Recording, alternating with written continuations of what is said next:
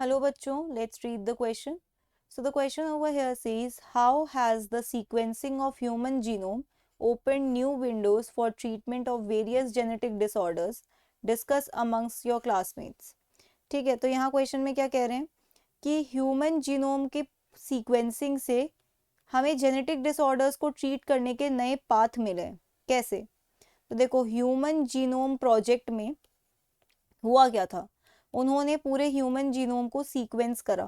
पूरे human genome को क्या किया? सीक्वेंस करा. उनका बेस पेयर्स का ऑर्डर सब कुछ देखा, न्यूक्लियोटाइड का सीक्वेंस सब कुछ. तो इसके लिए उनको बहुत सारे मेथड्स डेवलप करने पड़े, राइट. सीक्वेंसिंग ऐसा तो नहीं है कि मैनुअली होती है, इसके लिए बहुत सारे उनने मेथड्स लगाए, बहुत सारे लेबोरेटरी वर्क किया, बहुत सारे डिवाइसेस बनाए. सो इससे क्या हुआ? मेथड्स फॉर सीक्वेंसिंग आए, और इस मेथड्स ऑफ सीक्वेंसिंग से इवेंचुअली ह्यूमन जीनोम को सीक्वेंस करा. Human genome sequenced. अब हमें इससे हर एक जीन्स की क्या पता चली? सीक्वेंस पता चला. अब आपको पता है जितने भी जेनेटिक डिसऑर्डर्स हैं उसमें भी पता है, हमको इस मेथड से पता चल चुका था कि जेनेटिक डिसऑर्डर्स में कहाँ पे जीन्स में चेंज आ रहा है. सीक्वेंस ऑफ, आप कह सकते हो, जीन्स इन्वॉल्व इन डिसऑर्डर्स.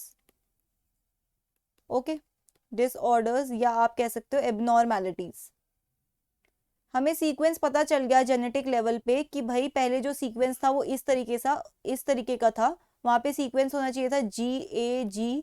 और अब हमने देखा कि अच्छा, इस सीक्वेंस में कुछ एक डिफेक्ट हुआ है, यहाँ A की जगह U आ गया है, GUG हो गया, इसकी वजह से यहाँ पर डिसऑर्डर हो रहा है. तो ये हमें किसकी वजह से पता चल रहा है? ये इसीलिए पता चल रहा है क्योंकि हमें नॉर्मल सीक्वेंस पहले ह्यूमन जीनोम प्रोजेक्ट से पता चला, और उसकी वजह से कई मेथड भी आए सीक्वेंस करने के. तो बेसिकली इसने क्या प्रोवाइड किया? डायग्नोसिस प्रोवाइड किया. डायग्नोसिस ऑफ डिसऑर्डर्स, कि हम क्या करवाएंगे? अपना जीनोम करवाएंगे सीक्वेंस. हमें कोई डिसऑर्डर है, हमने क्या करवाया? उसे सीक्वेंस करने ले गए.